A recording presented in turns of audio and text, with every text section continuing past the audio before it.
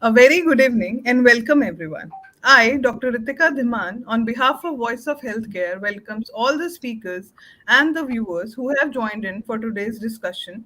COVID-19 is the worst behind us or ahead of us. Organized by Voice of Healthcare in association with Kriya Medical.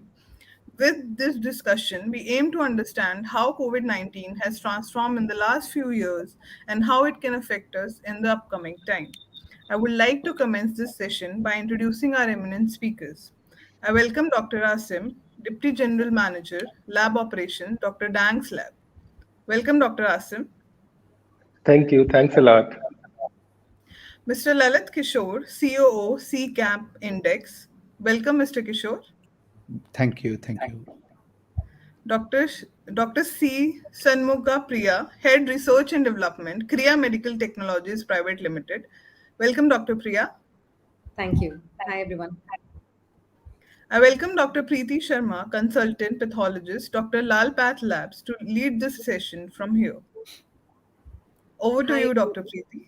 Thank you, Dr. Ritika, so much. And hello to everyone who's a part of this session today. And first and foremost, hello to all the esteemed panelists whom we have, Dr. Asim, Mr. Lalith, and Dr. Shanmugapriya, ma'am.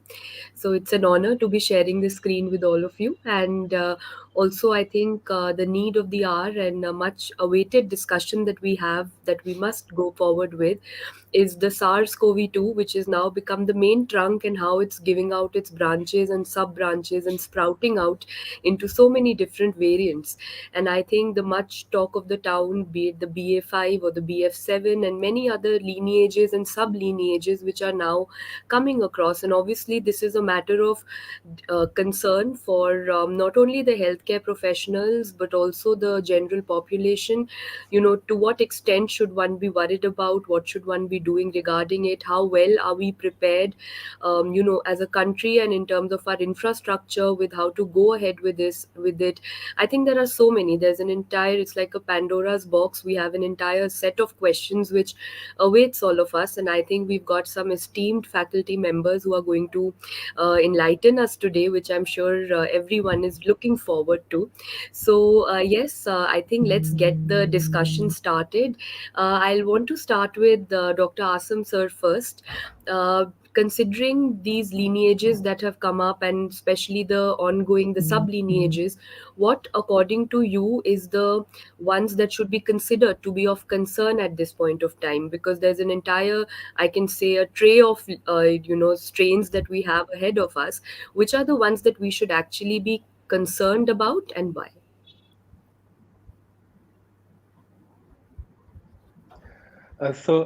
First of all, I would like to thank you for giving me this opportunity, to present my views on this important subject.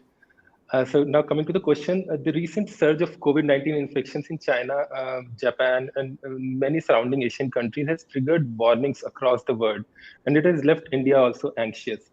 A few days back, I was going through a news of 37 million cases being detected in China in a single day. That's a huge number. This recent strain, which is causing enormous surge of cases in China, is named BF7 variant. So India has also reported a few cases of BF7 recently, although the major variant in circulation at present in India is not BF7. It is XBB variant, which is amounting to around 65% of the total cases in circulation. Now it is important to know when we actually call a new variant as variant of concern. So there are four things in this. The variants which are causing more infection, or the variants which have immune escape mechanism, or the variants which leads to more hospitalization and death, or the variants which can escape the current available testing mechanism. So definitely the BF7 is a variant of concern, as it is causing more infections and it also has immune escape mechanism. So now, how much more infection as compared to the earlier variants? So research suggests that one infected person, who is infected by BF7, can spread infection to more than 10, sometimes up to 18 others. And it has immune escape mechanism. The second thing, what does that mean? It means that those persons who are previously infected with other variants of COVID, and also the immunized individuals can also get the infection. So this means that BF7 is definitely a variant of concern for us. But the good thing is that both BF7 and the other variant which is prevalent in India at present, the XBB variant, both are the sub-variants of the Omicron strain of the COVID virus that caused the last wave in India in 2022, January to March somewhere. So the majority of the Indian population was already affected by the Omicron variants, the other previous variants, and has circulating antibodies to fight the virus in them.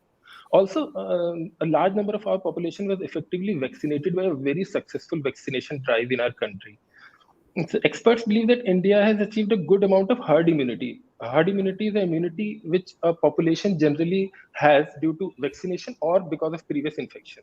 So Indian population has achieved a good amount of herd immunity due to robust vaccination and also the previous infections which were caused by Omicron variant.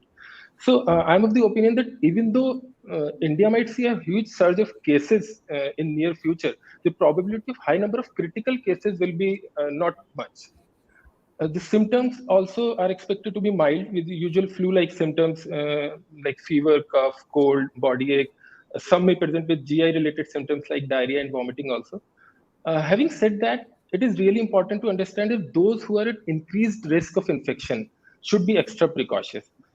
This includes the elderly, those with comorbidities, the immunocompromised individuals, and also those who are on immunosuppressant drugs due to transplant or something.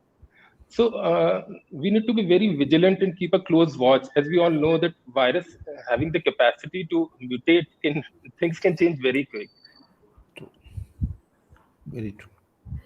Right, sir. I think that's some very essential information that we've got. And also another thing that, I would want to put up and discuss with you also over here is that a lot of journals who've recently done a research on this BF7 variant, they've also come across with it saying that it has approximately a 4.4 times higher neutralization resistance. So, although it's said to be a little higher, which means that will the previous antibodies be able to destroy this virus or fight against this virus? So this is like immune escape mechanism, which I spoke about. Because of this, it is called as variant of concern. So Right. it has the capacity of immune escape, but then again, it can infect. But the antibodies which are there with will not prevent the infection, but they will obviously prevent us from Fight them. getting a severe disease. Yeah. Correct. Yes. Yes, exactly what is also being said, that although it has a little bit of a neutralization resistance, but if we compare it with the other variants which came earlier, they had like a 10 times higher or an even much higher resistance. So they were probably coming across with more severe symptoms and more, critical complications in patients. So this is obviously because of the previous antibodies that we have with our infections as well as with the vaccination. The concern definitely is there, but the symptoms thankfully will be a little milder in comparison to the previous variants. Yeah, sure. Yes.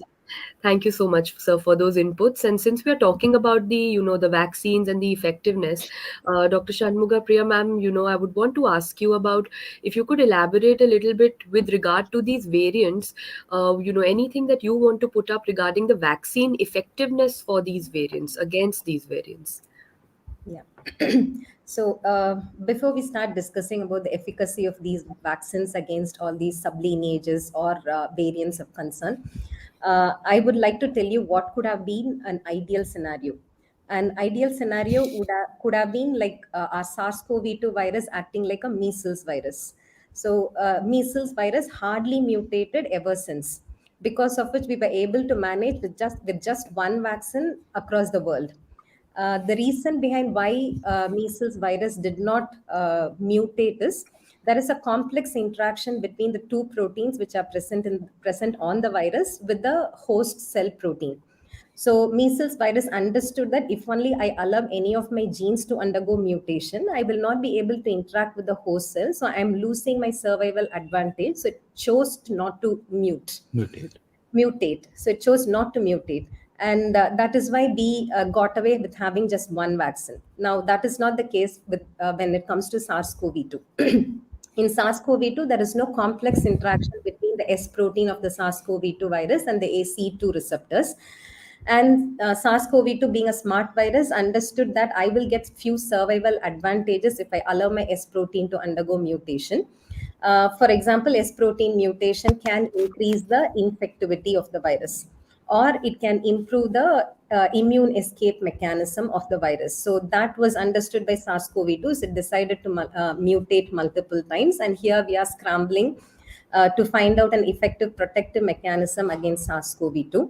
And though theoretically speaking, as you also said, the neutralization capacity of these variants of concern and sublineages under monitoring. So all these seem to be lesser than the usual Wuhan variant. But clinical studies have not been proven to be the same. So many studies have shown that all vaccines that are currently available, including the AstraZeneca Covishield vaccine, shows 80 to 85% protection against all these sublineages when it comes to clinical aspect. In the sense, it protects a person from getting a severe infection. And if you're asking me about Covaxin, Bharat Biotech Covaxin, the good aspect of Covaxin is it's a whole virus which got inactivated. So the person gets exposed to every antigen that is present in the virus. So the person would have generated antibodies against every protein that is present on the virus. So even if there is any variant of concern or any sublineage under monitoring which comes with a new mutation, the person should be able to combat that virus exactly the way it would have combated the Wuhan variant. So I'm not saying it is better than any of these vaccines, but when compared to whatever protection offered for the Wuhan variant, it's the same that you can expect when it comes to Omicron sublineages. So that being said, I would also like to tell you about, I hope, I am very sure that most of you know it. We also have bivalent vaccines which are available, bivalent mRNA vaccines which are available. Which have mRNAs which can code for S protein of both Wuhan variant and Omicron variant. And that will include Pfizer vaccine and Moderna vaccine. So Pfizer, first came Moderna, and Moderna has mRNAs which can code for S protein of Wuhan and Omicron B.1. And Pfizer has got mRNAs coding for S protein of Wuhan variant and B.1 and B.5. So everything is getting evolved. So Pfizer has improvised it with BA.5 as well. But because of the indemnity clause, we don't have an access to all these vaccines. But what I would like to reiterate is, however good vaccination protection is, vaccination is just one slice of the cheese. Yeah, every slice of the cheese will have holes. So through which SARS-CoV-2 virus would try to propagate itself. So what we should try to do is we should stack up as many cheese slices as possible with holes which are not overlapping, so that even if the virus escapes through one hole, the other stack of the slice protects us from the effect.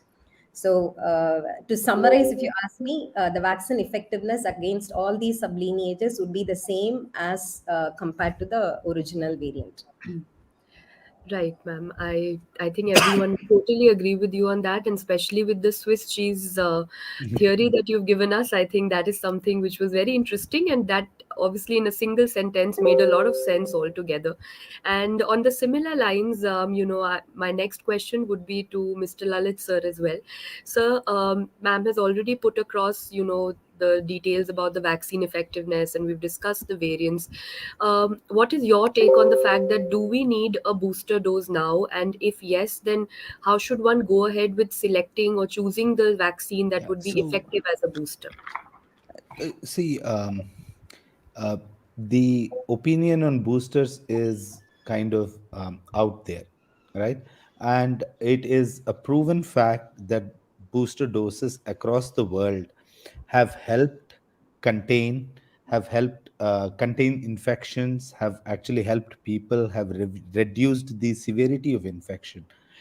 Having said that, we couldn't have confidently said this 2 years ago, when our score was zero.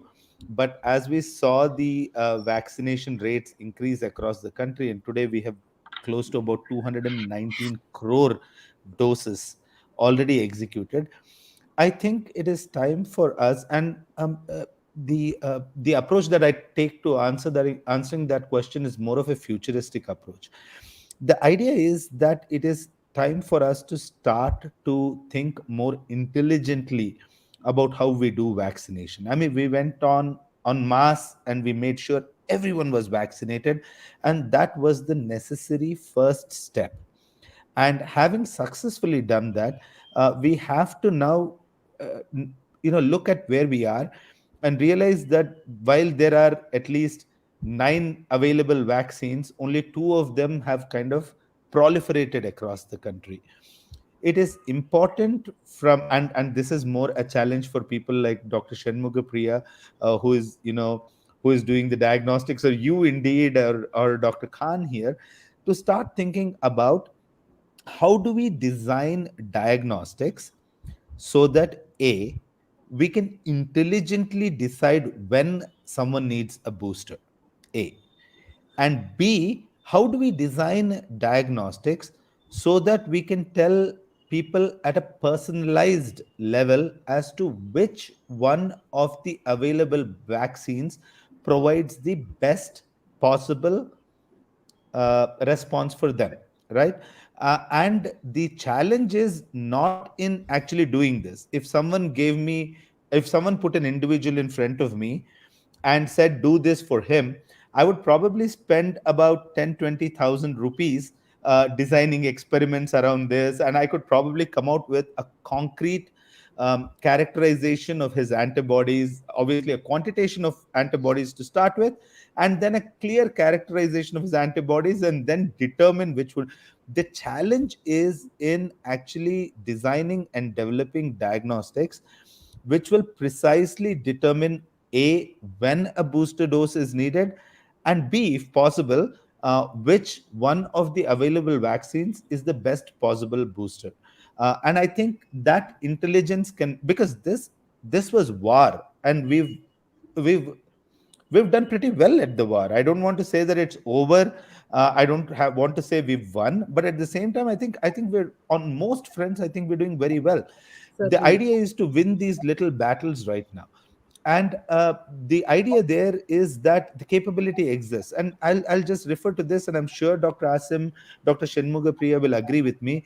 Is that I'm reasonably hopeful that the level of antibody testing will increase, and more tests will emerge, which will do not just a mere quantitation of the antibody, but a certain element of characterization of the antibodies has to start to happen. Because, like Dr. Shanmugapriya said, the virus, unfortunately for us, is a constantly mutating virus.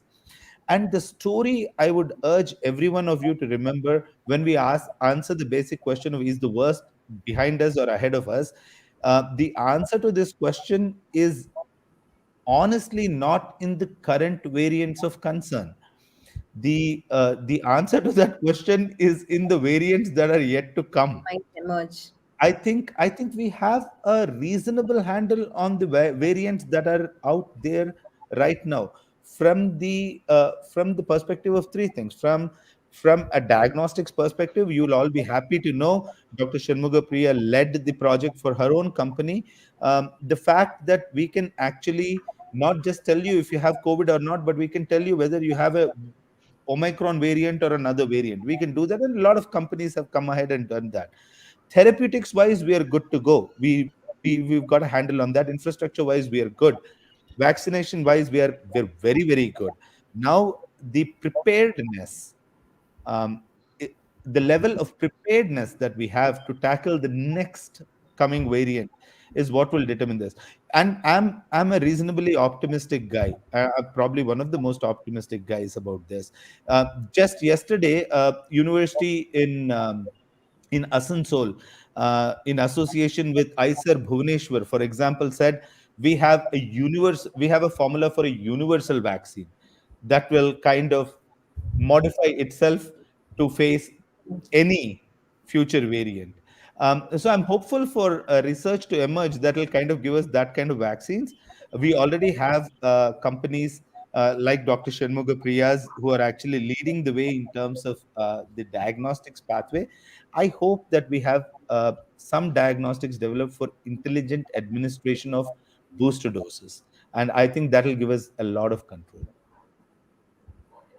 Right. Very well said, sir. And I think that's given us a detailed insight into not only the current scenario, but also a good futuristic and, as you said, an optimistic approach to the entire situation. On the same lines, because we are talking about the variants and, detection, Dr. Asim, sir, my next question would be to you, since you are directly involved with the lab operations. Do you perform, detection? Do you perform variant detection using kits? And is there, any input from your side regarding any variant detection kits which are ICMR approved? Okay, in this regard, when we get tested for COVID-19 RT-PCR, what we get to know is whether one person is COVID-19 positive or not.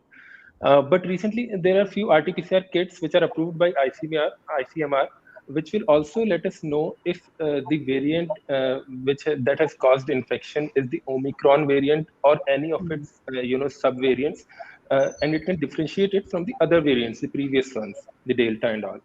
So variant detection is actually important, especially for the epidemiological purpose, because the constant genomic surveillance, is extremely indispensable in this regard. What we are presently doing is we are sending samples to the government bodies also for genomic surveillance. And the data helps our country know like what are the circulating variants in our country presently. Now this will help our scientists advise the policy makers, and it will help us provide the evidence base for decision making on restrictions or determining if at all there will be a new wave of infection or not. So in this regard, there is a consortium of 54 or some 54 around some laboratories, which Okay. is called as INSACOG. It is a joint initiative of these laboratories, Health Ministry, ICMR, CSIR, and all these institutions. The main motive is to monitor the genomic variations in the COVID-19 virus in India. So it helps us, genomic these studies in surveillance and variation detection. It helps us understand the outbreaks. It helps us in breaking the chain of transmission, and also, most importantly, it helps us ramp up the healthcare facilities across the country well in time. So, because some variants will spread more easily and quickly than the others, which may lead to faster transmission and all. So, this is where the importance of variant detection comes. Also, it allows us better understanding of morbidity and mortality trends related to different subvariants and variants of COVID-19 virus. Right, correct. So primarily, obviously, epidemiologically, that turns out to be very important, and also in terms of knowing the future trends, I think that is something which the variant detection is something that is at a point where it's going to help us. And I think, Dr. Preeti, yes, if I please, can just add, and of course, sir. I really wish, hope that a greater amount of variant detection happens. Right. While the argument from the medical community right now is that, look, whether it is the variant or not, I can see the symptoms, I know it's COVID, my therapy does not change. Hmm. But given the vast population we have that Dr. Khan referred to, it is very important to start to notice if there is any therapeutic advantage to detection of variants. So, whenever an opportunity presents itself for us to detect variants and also determine if it's COVID or not through the same kit, my contention is that we must detect variants and, like Dr. Khan mentioned, further follow it up with extensive genomic sequencing, which INSACOG is doing admirably well in India. The 54 institutions that are doing it right now, we are screening, possibly we are sequencing every single positive that's coming out. But it is very important to do that, because only through such an adaptation will we be able to slowly but surely start to notice the branching that will happen in terms of therapies, in terms of approaches to treatment. And we do not know what the future is, honestly. Is the worst, we do not know if the worst is behind us. But the best way to get a handle on it is to start to determine if different variants need slightly different therapeutic approaches. And I think that's the reason why people should adopt um, kits that differentiate. Right, correct. Exactly. So we really don't know what exactly the future holds for us, but being prepared well in advance and having that optimism, and at the same time, when we're doing so much of research and putting in all our blood and sweat into it, guess as well we should also pay much attention to the variant detection as much as we are to the other aspects. And I think, like Sir just mentioned, Shanmugapriya ma'am, you have been directly involved in the design and the development of an Omicron detection kit. So if I just shift the focus a little bit towards how there's an entire current surveillance strategy that has been proposed by the Indian government, and how do you think that this Omicron detection kit would help in implanting or implementing this entire surveillance strategy? Could it be of any use? If yes, then how can we streamline these things together? Yeah. Um, yes. So our kit, 𝗪𝗪𝗠𝗪𝗧 Omicron detection kit, is the only 5-gene kit which has been recognized by ICMR for Omicron detection. And it does not only detect the presence or absence of Omicron variant, it is also capable of differentiating sublineages. So this means the lab will be able to give a specific and a meaningful report in terms of both variant and sublineages. That is one advantage. And the second advantage is, because this kit uses 3 confirmatory genes with 4 pairs of primers and probes, this kit will continue giving a report with the least false negativity, even if a new variant of concern emerges. Because from the beginning of the discussion, we have been only worried about a new variant emerging all of a sudden because of the rate at which the virus is replicating currently. So even if a new variant emerges, our kit will continue to detect it with least false negativity. And why is it of importance in this scenario? It is because ever since COVID pandemic started in the late 2019, till November 2021, when Omicron emerged, what we observed was there was a surge in the emergence of many variants of concern. So we started with alpha variant, which was first detected in UK, and that was followed by beta variant, and then we had gamma, and then we had this super variant type, the nemesis variant at delta, which was detected in India, and that was followed by gamma, and finally Omicron. So ever since Omicron emerged, we have not seen any other new variant of concern. Everything else has been only a sublineage of Omicron variant. And the scientific explanation for that is, during the initial phase of COVID pandemic, we had not developed natural immunity, and at the same time, we also did not have vaccination-induced immunity. So SARS-CoV-2 did not feel the need, to limit itself. So the mutation was all over the place, and it gave rise to multiple variants of concern. But once we started developing herd immunity, we closed the hole. As I told you, the Swiss cheese hole. We closed the hole a bit. So SARS-CoV-2 could not have multi-dimensional approach to develop into multiple variants of concern, but the smart virus found out a small hole through which it has emerged out as Omicron, and then it has branched out as multiple sublineages. And after it has emerged, so we were okay with it, right? Till now, we were okay with it because we knew, or we know, that Omicron causes only a mild upper respiratory tract infection. So we thought, okay, let it be around us. But now that this virus has become a bit notorious, giving rise to multiple sublineages with increased survival advantage, right? For example, as Dr. Asim said when he started, BF.7, which is a sublineage which has developed from another sublineage, which is BA.5, and then XBB 1.5, which is a recombinant sublineage derived from BA.2. So why are you worried? Why are we worried about these two variants? One is, as we all discussed, they have higher infectivity. And the other reason is one variant is replicating at an alarming rate in a country with the highest population in China. And the other one is replicating with the highest or not, which means the probability that they undergo mutation adequate enough to emerge as a new variant is higher, because every replication only means that there is a higher probability of it undergoing mutation. It just wants to replicate. Every time it replicates, it tries to undergo mutation. So the probability that mutation can accumulate in these sublineages is high, so that the probability that they can emerge out as a variant of concern with higher virulence is also high. So at this point of time, what is essential is surveillance. Surveillance to detect a new variant that is emerging, that is potential to emerge. And as far as surveillance is concerned, how does 𝗪𝗲𝗏𝗧's Omicron detection kit help?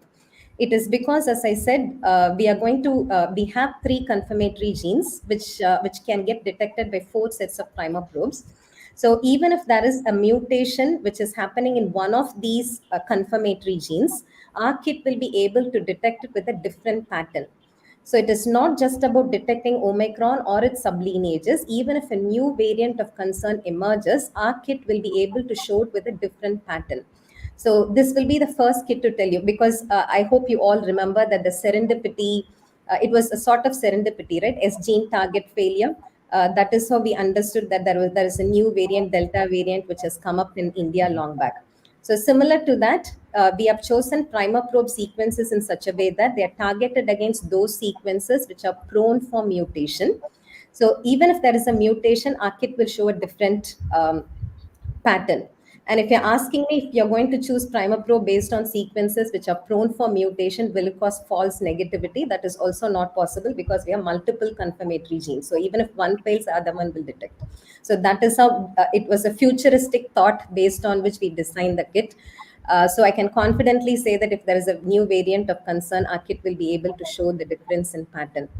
So that is why this is going to be of use as far as surveillance is concerned. So the current policy is to screen 2% of international passengers randomly using an RT-PCR kit, and if they are found to be positive, to send them for whole genome sequencing. Of course, when we do that, we will be able to detect if there is a new variant of concern. But what I would suggest is, if you want to optimally utilize all resources, optimal utilization of all resources would be to use a kit which can detect Omicron variant. And then only when you have a doubtful pattern, you can send it for whole genome sequencing. Otherwise, no point in sending because these days all positive cases are going to be Omicron variants, and you cannot be sending everything for sequencing. So optimal utilization of resource means using a kit which can detect Omicron variant, which can show what sublineage it is, and only when it is mandatory, it can be sent for sequencing. And when we will be able to utilize all resources optimally, it means we can also increase the percentage. Instead of having 2% of passengers being randomly screened, which just means that you're taking a snapshot of the whole picture. So whenever we take a snapshot of the whole picture, it's many a times misleading. So you can increase the percentage of international passengers who can be screened. So these are the advantages of our Omicron detection kit, which is 𝗪𝗲𝗏𝗧. Correct, ma'am. And as you rightly said, it's a futuristic kit because it's obviously designed in such a way that it'll help us in also picking up the variants in the coming future. At least it's giving us an entire outline, or at least a hint of what is ahead of us. So definitely a futuristic kit in that sense. And obviously that's built up a lot of interest into what else is going on in terms of, the research activities. So Mr. Lalith sir, that is what I would want to ask you out here, that what are the other R&D activities that are going on at this point of time in this space, and what other kits and other activities are ongoing that could help us in the future? There is no end to the number of things that are True, happening in very this true. space. The fact is that as much of a disaster as this has been for the entire planet, we've used it as a stepping stone to ramp up indigenous research capabilities, development capabilities, of course. We've also used this as a stepping stone to increase exponentially India's capabilities in manufacture and indigenous development of ingredients that go into making kits. You must understand that India on day one was importing close to about 85 to 90% of all kits and all ingredients and raw materials that go into making these kits. Um, Starting with some of the most precious and expensive and enzymes and master mixers and primers and probes, buffers, chemicals, plastic tubes, swabs. Today, it's amazing to see the turnaround and to see indigenous capabilities take over. Today, close to about 85 to 90% of the kits being used in India are made in India. Close to about 70% of the ingredients are of Indian origin.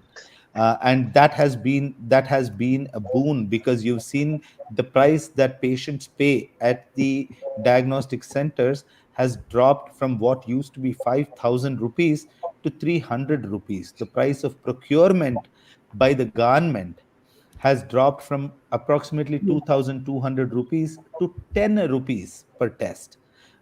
And this impact has been possible only because of very intense efforts at indigenization, number one.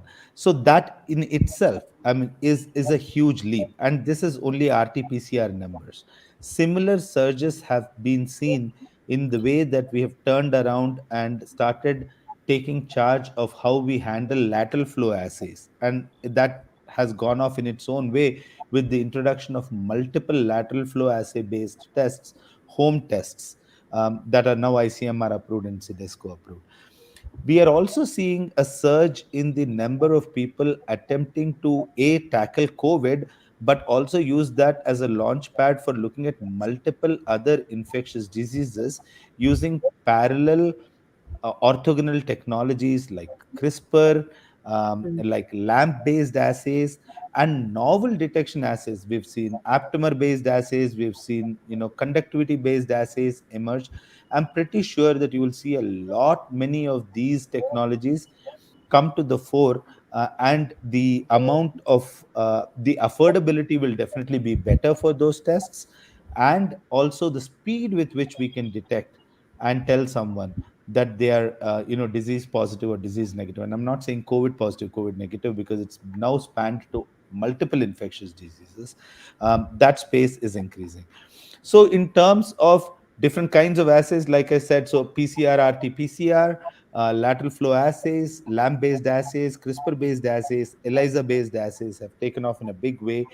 In terms of devices, we've seen, we weren't making simple enzymes. We didn't have a single company make, you know, primers or probes or master mixes in this country 2.5 years ago.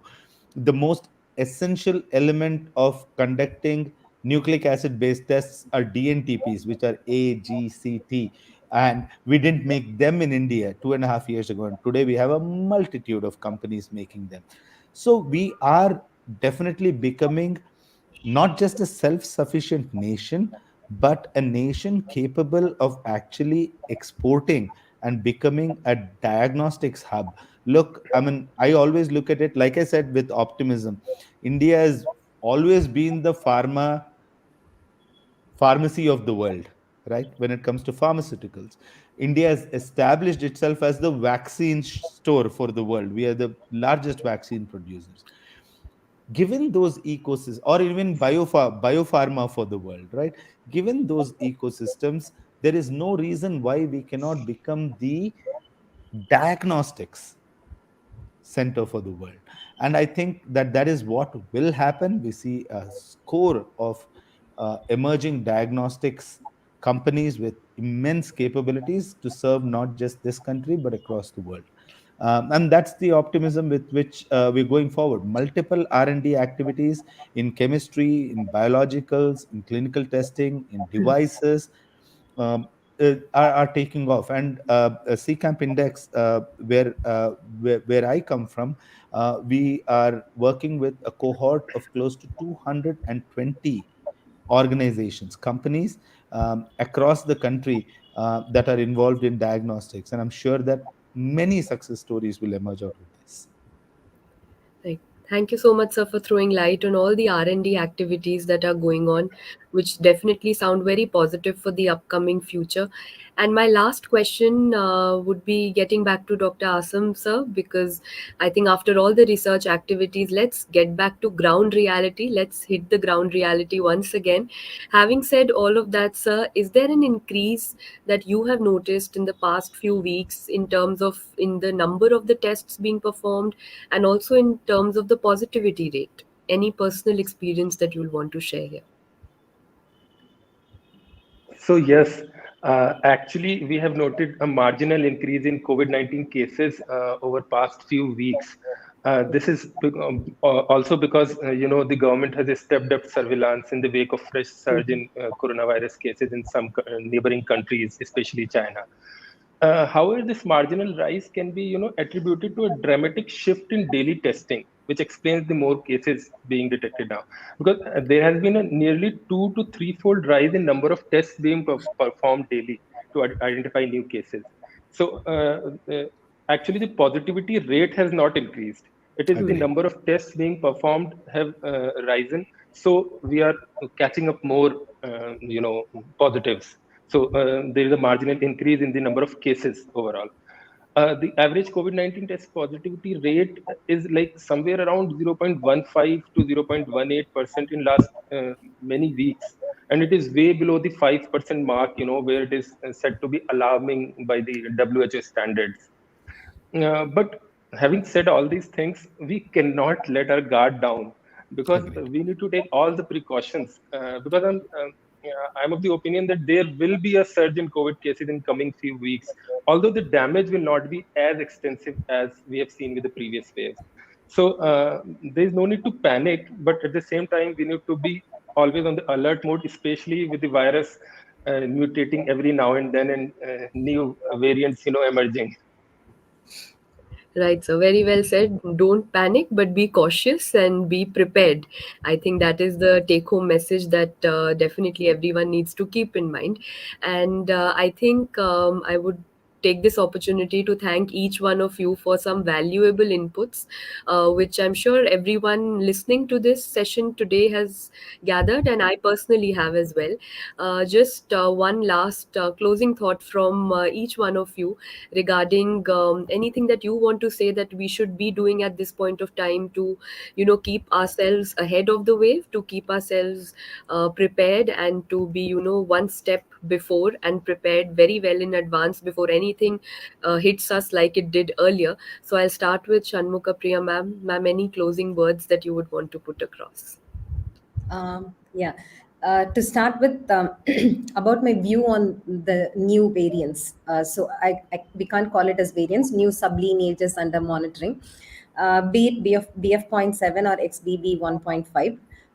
Both these scaremongers actually are not that scary, because the way these viruses behave will depend upon a fascinating term. I like this term a lot. It depends upon immune landscape. So immune landscape is all about herd immunity. And the herd immunity, as we all know, is established by exposure of a community to a particular virus, as well as by vaccination. And so these two viruses, these two sublineages are creating a havoc in two places, primarily because of the way they get exposed to all these variants. As you all know, the best example would be China. China had implemented very stringent zero COVID policy, and following which means their citizens were not exposed to many of these Omicron Omicron sublineages, and that is why BF.7 is creating a havoc there. And Indians, in contrast, if you ask about us, we got exposed to almost every variant, every sublineage till now.